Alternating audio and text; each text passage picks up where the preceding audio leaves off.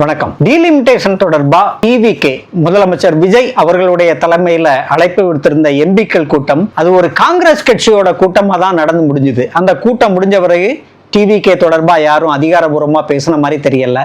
நிர்மல்குமார் எதையோ சலம்பிட்டு போனாரு, அது ஒன்றும் உபயோகமா இல்லை. ஆனா காங்கிரஸ் கட்சி தான் ரொம்ப கொந்தளிச்சிட்டு இருந்தாங்க. காங்கிரஸ் கட்சி தனியா கூட்ட வேண்டியதான, அது ஒரு தேசிய கட்சி தானே. அது எதுக்கு டிவிகேயோட முதுகுல ஏறி அந்த அரசாங்கத்தை நாங்க ஆதரிக்கிறோம் அப்படின்றதுனால அவங்க தலைமையில எதுக்கு பண்ண வேண்டிய அவசியம் இல்லை. அதே மாதிரி திமுக புறக்கணிச்சதுனால அது அந்த கூட்டமே நிர்மூலமாயிடுச்சு. அதான் கரெக்ட். திமுகவை பொறுத்த வரைக்கும் எப்போதுமே ஆரம்பம் முதலே நேர்மையான வெளிப்படையான ஒரு தொகுதி மறுவரையை மட்டும்தான் திமுக ஆரம்பம் முதலே பேசிட்டு இருக்கு. இதுக்கு நிறைய ஹேஷ்டேக் உதாரணங்கள் இருக்கு, போட்டோஸ் உதாரணங்கள் இருக்கு, அனைத்து கட்சி கூட்ட உதாரணங்கள் இருக்கு. பல மாநில முதல்வர்களை அழைத்து முன்னாள் முதல்வர் மு.க. ஸ்டாலின் அவர்கள் நடத்திய மாநாடு ஆதாரங்கள் இருக்கு. இதுல விடுதலை சிறுத்தைகள் கையெழுத்து போட்டிருக்காங்க, சிபிஎம் கையெழுத்து போட்டிருக்காங்க, காங்கிரஸ் கையெழுத்து போட்டிருக்காங்க, ஏன் டிவிகே உடைய ஆனந்த் அவர்களே கையெழுத்து போட்டிருக்காரு. இதுதான் உண்மை. அதாவது ஃபேர் டீலிமிட்டேஷன், இது மட்டும்தான் திமுகவோட கொள்கை. நேர்மையான வெளிப்படையான ஒரு தொகுதி மறுவரையறை. தொகுதி மறுவரையே வேண்டாம் அப்படின்றது திமுகவோட கொள்கையா எப்பவுமே இருக்கல. வேணும், ஆனா அது நேர்மையாவும் தமிழ்நாடு பாதிக்காத வண்ணமும் இந்த தொகுதிகளை மறுவரையறை செய்யும் போது அது மைனாரிட்டிஸ் மக்களை பாதிக்காம இருக்கணும் அப்படின்றது தான் திமுகவோட கொள்கை. இதை ஆரம்பத்திலிருந்தே நாம ஒரு பக்க சார்பு இல்லாம ரொம்ப நேர்மையா அனலைஸ் பண்ணி பார்த்தோம்னா இந்த உண்மை தெரிய வரும். ஆனா இந்த கொள்கை மாறினது எங்க? ஒரு யதார்த்தமான உண்மையை நாம புரிஞ்சுக்கணும். இந்த தேர்தல் 2026 சட்டமன்ற தேர்தல் நடந்து முடிஞ்சதில்ல, அது ஒரு தேர்தல் நீரோட்டத்தை மாற்றி அமைத்துள்ளது. தேர்தல் நீரோட்டம் அப்படின்றது என்னது? கிட்டத்தட்ட ஒரு 15-20 ஆண்டு காலம், ரொம்ப உறுதியா சொன்னா 2014 இருந்து 12 வருஷத்தை எடுத்துப்போமே. பிரதமராக மோடி அவர்கள் ஆட்சிக்கு வந்த 2014 இருந்து 2026 வரையிலான இந்த 12 ஆண்டுகளையும் எடுத்துப்போமே. இந்த 12 ஆண்டுகளுக்கு மேலதான் அந்த தேர்தல் நீரோட்டம் இருந்தது. தேர்தல் நீரோட்டம் மட்டுமல்ல, தமிழ்நாட்டின் பொதுவான அரசியல் நீரோட்டம் அது திமுக தலைமையில் அமைந்த ஒரு கூட்டணிகளின் சித்தாந்த வலிமையோடு தொடர்புடைய ஒரு அரசியல் நீரோட்டம். இப்படி புரிஞ்சுக்கலாமா? இது எங்கேயுமே சதையல்ல. 2026 விஜய்ங்கிற ஒரு நடிகர் அவர் அதிக தொகுதிகள் 108 தொகுதிகள்ல வென்ற உடனே இந்த நீரோட்டம் சிதைக்கப்படுது. யாரால? கூட்டணி கட்சிகளால், குறிப்பா காங்கிரஸ் கட்சியால, விசிகாவால, சிபிஎம்ஆல, சிபிஐயால. இவங்க உடைச்சிட்டு முஸ்லீம் லீகால இவங்க உடைச்சிட்டு அப்படியே அந்த பக்கம் ஓடுறாங்க சில பல சீட்டுகளுக்காக. இதுல சிபிஎம் சிபிஐ மட்டும் அரசுல பங்கேற்கல. விசிகா காங்கிரஸ் எல்லாமே 2 அமைச்சர் பதவிக்காக இந்த வேலையை அவங்க பண்ணிட்டு போனாங்க. அப்போ அந்த நீரோட்டம், தேர்தல் நீரோட்டம் பிரேக் ஆயிடுது. உடைச்சது யாரு? காங்கிரஸ், விசிகா, கம்யூனிஸ்டுகள். உடைச்சது திமுக இல்ல, இந்த திமுக கூட்டணியில இருந்தவங்க. உடைச்சிட்டு போன பிறகு அது வரைக்கும் திமுக கூட்டணியில இருந்தவங்க திமுக சொன்ன ஃபேர் டீலிமிட்டேஷனை ஆதரிச்சாங்க. தொகுதி மறுசீரமைப்பு தேவை, ஆனால் அது நேர்மையான வெளிப்படையான முறையில் இருக்க வேண்டும் என்ற கொள்கையை விடுதலை சிறுத்தைகளும் அதன் தலைவர் தொல் திருமாவளவன் அவர்களும் ஆதரித்தார். சிபிஎம்மும் அதன் தலைவர் தோழர் பே சண்முகம் அவர்களும் ஆதரித்தார்கள். காங்கிரஸ் கட்சியும் அதன் தமிழ்நாட்டு தலைவர்களும் தேசிய தலைவர்களும் ஆதரித்தார்கள். டெல்லியிலே பாராளுமன்றத்துக்கு முன்னால் காங்கிரஸ் எம்பிக்கள் உள்ளிட்ட தமிழ்நாட்டு எம்பிக்கள் பலரும் இந்த ஃபேர் டீலிமிட்டேஷன் தொடர்பான கோஷங்களில் பேனர் எல்லாம் பிடிச்சிட்டு வைக்கக்கூடிய போட்டோக்கள், ஆதாரங்கள் ஏராளமாக கொட்டி கிடக்கு. இதுல எந்த இடத்துலையுமே திமுகவோட கொள்கை மாறல. டிவிகே கூட்டணிக்கு மாறின பிறகு காங்கிரஸ் கட்சி டீலிமிட்டேஷன் வந்தாலே காங்கிரஸ் கட்சியோட அரசியல் எதிர்காலம் கேள்விக்குள்ளாகுது. ராகுல் காந்தி பிரதமராக முடியாது, அதாவது எந்த அடிப்படையில் வந்தாலும் இது தனக்கு எதிராக இருக்கு அப்படின்னு தெரிஞ்ச உடனே தன் கொள்கையை மற்ற கட்சிகள் மீது திணிக்குது. காங்கிரஸ் கட்சி ஃபீட் பண்றான், பொலிட்டிக்கலா ஃபீட் பண்றான் கொள்கையை. டிவிகேங்கிறது ஒரு சித்தாந்தம் அல்லாத ஒரு சினிமா கூடாரம். அதுல இருக்கவங்க எல்லாம் சினிமா டிக்கெட் வித்தவங்க, தியேட்டர்ல விசில் அடிக்கிறவங்க, ரசிகர் மன்றம் நடத்தினவங்க. அவங்களுக்கு இது பத்தி எந்த நாலேஜுமே இருக்காது. உண்மையாவே நாலேஜ் இருக்காது. விஜய்க்கெல்லாம் ஒண்ணுமே இருக்காது. விஜய்க்கும் இருக்காது, விஜய் அமைச்சரவையில் இருக்கவங்களுக்கும் இருக்காது. இது நான் சும்மா கோபத்துல சொல்லல, அதான் உண்மை. அப்படிப்பட்ட இவங்க பிடிச்சு வச்சிருக்காங்க. யாரு? ராகுல் காந்தி, ப. சிதம்பரம், பிரவீன் சக்கரவர்த்தி, இவங்கெல்லாம் பிடிச்சு வச்சுட்டு காங்கிரஸோட கொள்கையை டிவிகே தலையில ஃபீட் பண்றாங்க, அவங்களுக்கு ஃபீட் பண்றாங்க. நீங்களும் டீலிமிட்டேஷனே வேண்டாம் என்று எதிருங்கள், இப்போது இருக்கு 39 தொகுதி மட்டும்தான் இருக்கணும் அப்படின்னு சொல்றாங்க. இது இல்ல திமுகவோட கொள்கை. ஆரம்பத்துல நீங்க பேசுனதும் இது இல்ல.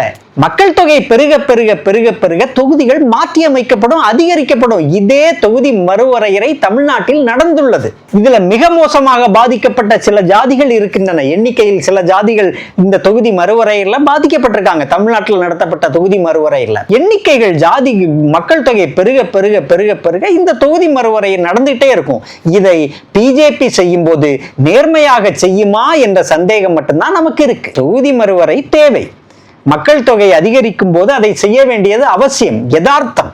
அதை பார்த்து அஞ்சு ஓடுறது தேவையில்லாத வேலை. ஆனால் அதை பிஜேபி ஜெனியூனா பண்ணுவாங்களா அப்படின்ற சந்தேகம் இருக்கு.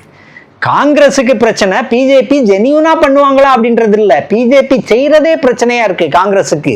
காரணம், இந்தி பேசும் பெல்ட்டில் சுத்தமாக காங்கிரஸ் கட்சி என்ற ஒன்றே இல்லாமல் போய்விட்டது. டீலிமிட்டேஷன் நடக்காவிட்டாலும் காங்கிரஸ் கட்சி ஆட்சிக்கு வராது, வருவதற்கான வாய்ப்புகள் இல்லை. அவர்களுடைய செல்வாக்கு மண்டலங்களில் சுத்தமாக தங்களோட செல்வாக்கை இழந்து அங்கு செல்வாக்காக இருக்கக்கூடிய மாநில கட்சிகளின் தோள்களில் ஏறி அமர்ந்து கொண்டு அந்த கட்சிகளை தோக்கடிக்கிற வேலையை பார்க்கறாங்க. இதுதான் காங்கிரஸ் கட்சியோட பிரச்சனை. ஆக மொத்தம் அவங்க பிஜேபியை விட இப்ப எதிரியா பார்க்கிறது திமுகவை. தமிழ்நாட்டில் நீ டீலிமிட்டேஷனே வேண்டாம்னு சொல்லு. நான் திமுக எதுக்கு சொல்லணும்? டீலிமிட்டேஷன் வேண்டாம் என்று என்ன காரணத்திற்காக திமுக சொல்ல வேண்டும்? எப்போது சொன்னது? ஃபேர் டீலிமிட்டேஷன் தான் திமுகவோட என்றென்றும் எப்போதைக்குமான கோரிக்கை. இந்தியா முழுக்க 1971 மக்கள் தொகை அடிப்படையில் டீலிமிட்டேஷன் இருக்க வேண்டும், தொகுதி மறுவரை இருக்க வேண்டும். இப்போது நடைபெறும் மக்கள் தொகை அடிப்படையில் இருக்கக்கூடாது. இந்தியாவில் அது வரைக்கும் ஒரு அடுத்த 25-30 ஆண்டுகளுக்கு ஒரு தற்காலிக ஏற்பாடாக அனைத்து மாநிலங்களுக்கும் 50%, உத்தரப்பிரதேசத்தில் 50% ஏற்றினா தமிழ்நாட்டுக்கும் 50% ஏற்றணும். கிட்டத்தட்ட நமக்கு 58 தொகுதிகள் வரும். 58 தொகுதிகள் 50% நம்மளுக்கு கிடைச்சி 58 தொகுதிகள் நமக்கு கிடைக்கும் போது தமிழ்நாட்டு அரசியல்ல நிறைய சேஞ்சஸ் வரும்.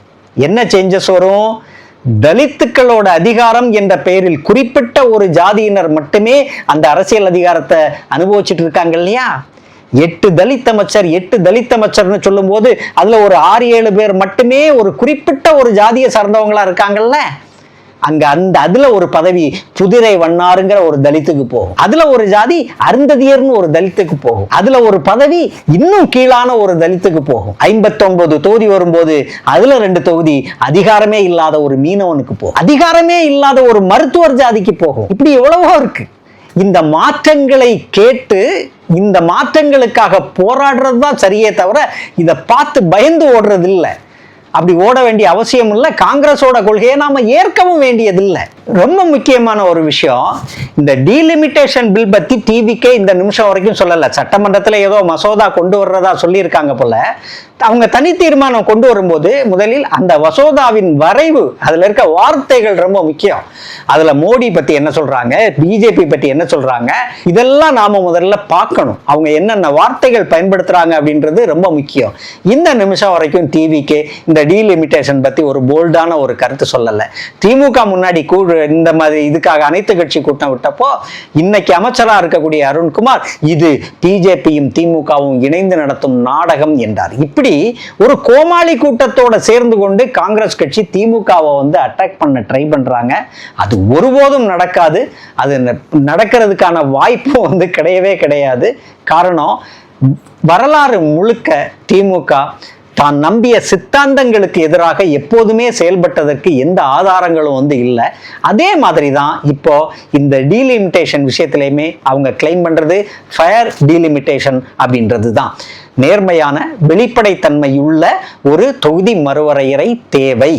அதுல இருந்து தப்பிச்சு ஓட முடியாது அப்படின்ற யதார்த்தத்தால் திமுக அதை நீண்ட காலமாக வலியுறுத்தி வருகிறது. இவங்க டீலிமிட்டேஷனே வேண்டாம்ங்கிற கொள்கைக்கு திடீர்னு மாறினதுனால திமுகவும் அந்த கொள்கைக்கு மாறணும் அப்படின்னு எதிர்பார்க்கறது சுத்த அயோக்கியத்தனம். இந்த கூட்டணியில இருந்து ஓடி போய் இங்க துரோகம் பண்ணிட்டு ஓடி போனவங்க இப்படி இந்த மாநிலத்துல செல்வாக்கோட இருக்கக்கூடிய ஒரு கட்சி தன்னோட கொள்கையை மாத்திக்கணும்னு எதிர்பார்க்கறதும் மாத்திக்கணும்னு சொல்றதும் எவ்வளவு மோசமான ஒரு விஷயம் பாருங்க. ஒட்டுமொத்தமா இந்த சர்ச்சைக்குள்ள மறைக்கடிக்கப்பட்டது காவிரி டெல்டாவில் நடந்துட்டு இருக்கக்கூடிய மிக மோசமான வறட்சி. காவிரி பாசன விவசாயிகளுக்கு மிகப்பெரிய துரோகத்தை விஜய் இழைத்து விட்டார். தண்ணீர் கிடைக்கல. அதனால இப்ப நடந்து கொண்டிருக்கக்கூடிய நாடாளுமன்றத்தின் மழைக்கால கூட்டத்தொடரில் இந்த மசோதா வரப்போறதே இல்லைங்கிறாங்க. வரவே இல்லை, அது பத்தின தகவலே இல்லையா. திமுக அவங்க பேசவே இல்லை. அப்படி இருக்கும்போது வராத ஒரு மசோதாவை வைத்துக்கொண்டு கம்பு சுத்தி கொண்டு இருக்கிறது காங்கிரசும் டிவிகே. சரியா? அது நவம்பர் மாசம் நடக்கக்கூடிய குளிர்கால கூட்டத்தொடரில் வரலாம் அப்படின்னு சொல்றாங்க. அதுவும் உறுதியா தெரியல. இது மாதிரி தான் ஒரு சூழல் போயிட்டு இருக்கு. நாம பொறுத்திருந்து பார்ப்போம். என்னோட சேனலை சப்ஸ்கிரைப் பண்ணுங்க. வணக்கம்.